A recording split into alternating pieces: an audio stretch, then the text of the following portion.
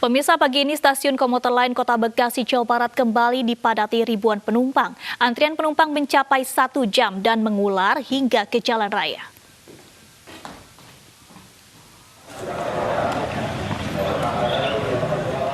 Sejumlah petugas TNI dan Polri serta petugas pengamanan stasiun diterjunkan ke lokasi untuk mengatur antrian penumpang yang mencapai ratusan meter.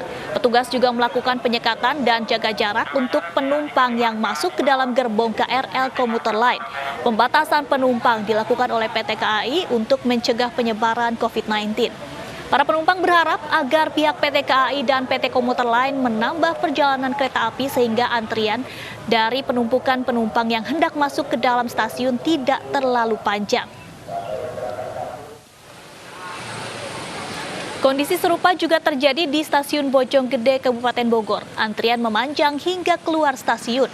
Padahal pemerintah DKI telah menyiapkan armada alternatif, yakni bus untuk mengangkut penumpang komuter yang beraktivitas menuju Jakarta.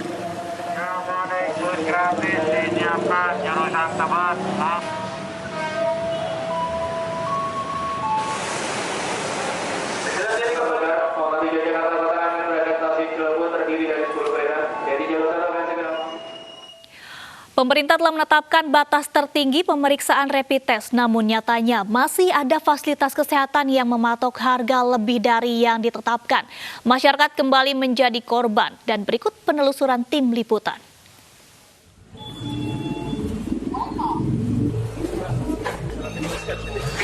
Untuk harganya kalau menggunakan surat itu 650, kalau tanpa surat itu 550. Tanpa surat berapa? Tanpa surat 550. 550. Iya, kalau menggunakan surat 650. Surat yang itu ya, Mbak? Iya, menyatakan iya gitu. Bukannya udah turun ya? Kenapa? Kan udah turun ya? Harga aslinya tuh dari 750, Bapak, kita turun jadi 6,5. Di tengah masa pandemi COVID-19, hasil uji rapid test maupun swab test menjadi salah satu syarat wajib untuk melakukan perjalanan. Klinik kesehatan maupun rumah sakit beramai-ramai menyediakan layanan tersebut. Namun hal ini seolah menjadi peluang bisnis baru lantaran di setiap rumah sakit maupun klinik kesehatan memiliki harga bervariasi. Tak jarang masyarakat harus merogoh kocek dalam-dalam hingga Kementerian Kesehatan mengeluarkan aturan tarif tertinggi rapid test sebesar Rp150.000. Pak, mau nanya dulu Pak, rapid test bisa di sini Pak? Berapa Pak? 330. Syaratnya apa aja Pak? Fotokopi nggak? Fotokopi. Itu hasilnya berapa lama Pak? Oh, langsung jadi. Bisa rapid test di sini Pak. Berapa ya? 250. Oh, 250. Iya. Sudah sama surat. Bukannya udah turun ya? Bukannya udah turun ya? Di sini kita masih harga.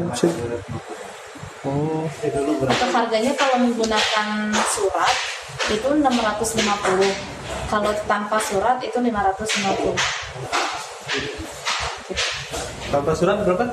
Tanpa surat 550. 550. Iya, kalau menggunakan surat 650. Oh, surat yang itu ya, Mbak? Iya, menyatakan iya gitu. Bukannya udah turun ya? Kenapa? Kan udah turun ya? Harga aslinya tuh dari 750, Bapak, kita turun jadi 6,5. Berdasarkan hasil penelusuran tim liputan, sejumlah klinik maupun rumah sakit di ibu kota masih menerapkan tarif yang tidak sesuai dengan aturan pemerintah. Harga yang ditawarkan beragam, mulai dari Rp250.000 hingga Rp650.000 setiap kali uji sampel. Aturan pemerintah ramai-ramai dilanggar tanpa adanya sanksi yang diberikan.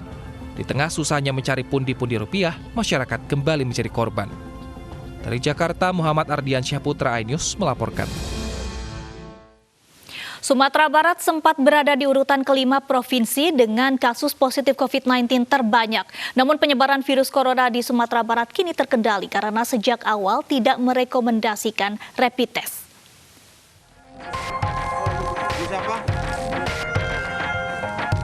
Lebih dari 1.700 pedagang pasar raya Padang menjalani swab tes massal awal Juli lalu.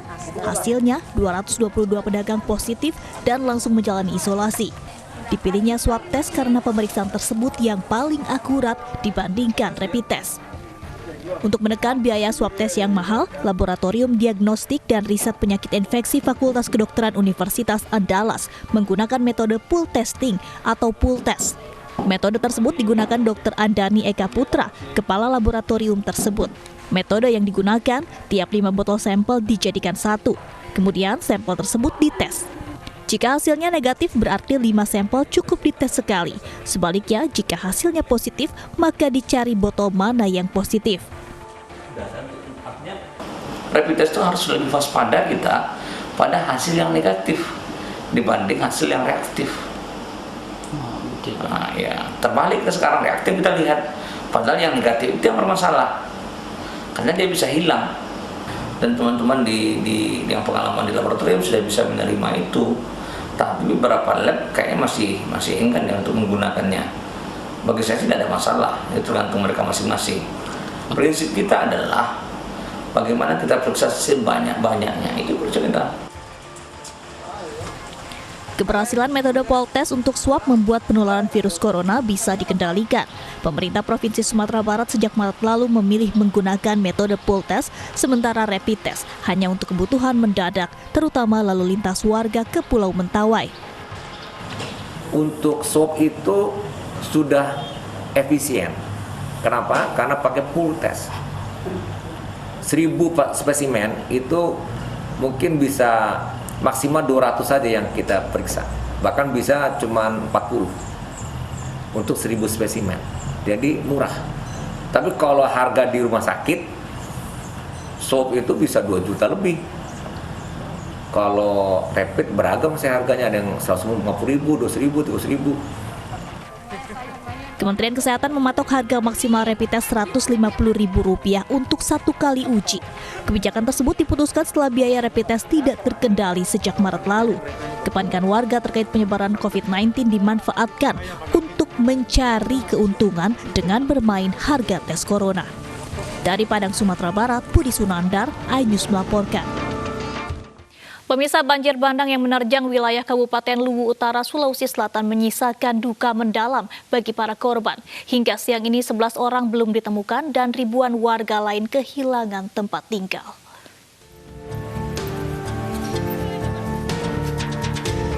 Tim SAR gabungan terus mencari korban hilang akibat banjir bandang yang menghantam Kabupaten Luwu Utara.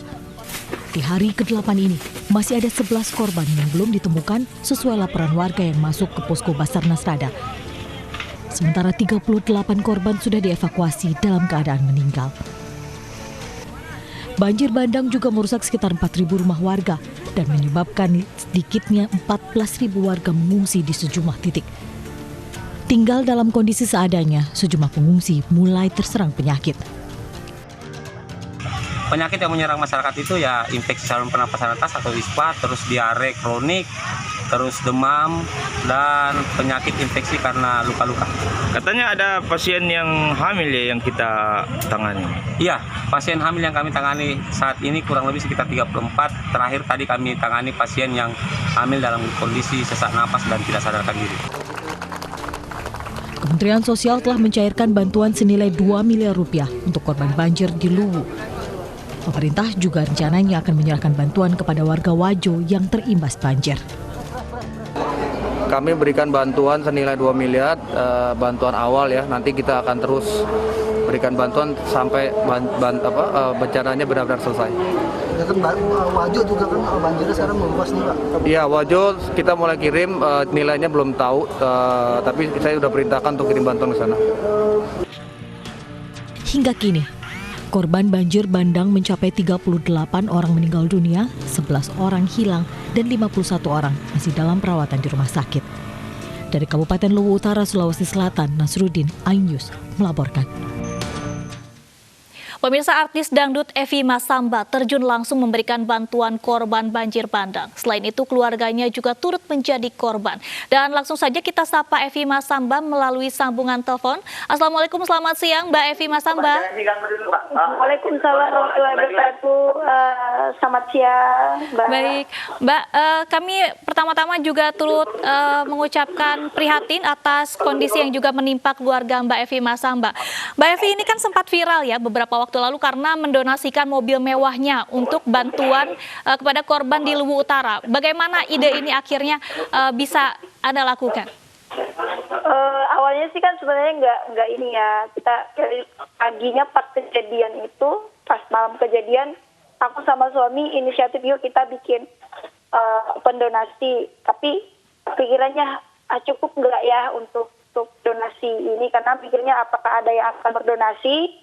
Ya udah, aku sama suami langsung inisiatif, ayo ayah kita lelang mobil aja, insya Allah berapapun harganya itu bakalan kita sumbang ke sana, dan kita langsung terjun langsung ke sana. Alhamdulillah udah laku, dan ternyata pas mobil yang kemarin saya jual itu, saya lelang kemarin, ternyata masyarakat sangat-sangat ini banget, banyak yang respect banget, dan banyak yang mendonasikan rezekinya, dan Alhamdulillah ya Mbak ya. Ya. Baik, Mbak Evi, berapa akhirnya mobil ini terjual? Berapa dana yang Anda peroleh dari lelang mobil ini? Sebenarnya sih berharapnya sih banyak ya Mbak ya, tapi ya mungkin cuma sampai di situ cuma 150 juta aja.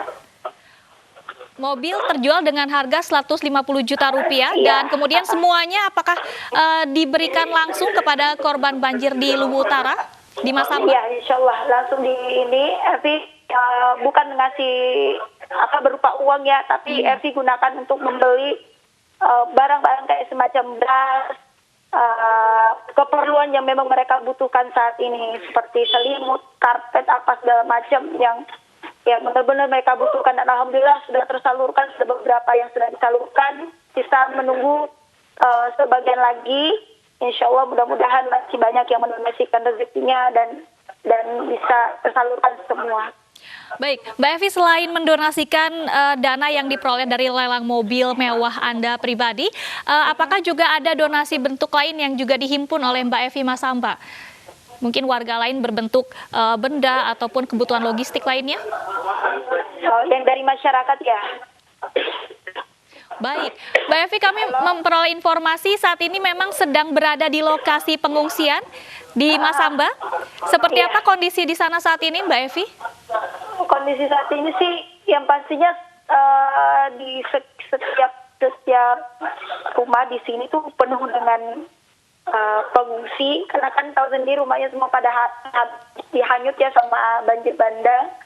Dan sekarang Evi posisinya ada di salah satu pospor relawan dan beberapa pengungsi juga, dan terutama ada keluarga Evi juga yang mengungsi di sini. Sangat memprihatinkan banget Mbak, sangat kota Masamba itu udah nggak indah-indahnya lagi, benar-benar sangat memprihatinkan. Bagaimana kondisi keluarga Anda sendiri di sana, yang juga informasinya juga menjadi korban banjir? Kalau keluarga sendiri yang di Masamba sih alhamdulillah sudah maksudnya selamat, alhamdulillah. Tapi yang di Rada keluarga Evi beberapa yang meninggal dan beberapa juga yang belum ditemukan. Ada juga anggota keluarga Mbak Evi yang juga ikut hilang, Mbak Evi? Iya, betul. Dan sudah ada beberapa yang sudah ditemukan dan meninggal.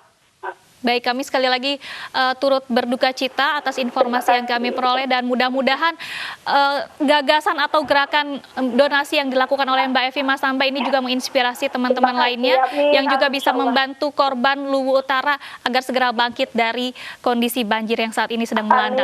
Terima kasih Mbak Evi Masamba yang sudah bergabung dengan iNews yang melalui sambungan telepon. Pemirsa, seekor buaya sepanjang 4 meter ditemukan di sawah. Selengkapnya usai jeda, tetaplah di iNews Siang.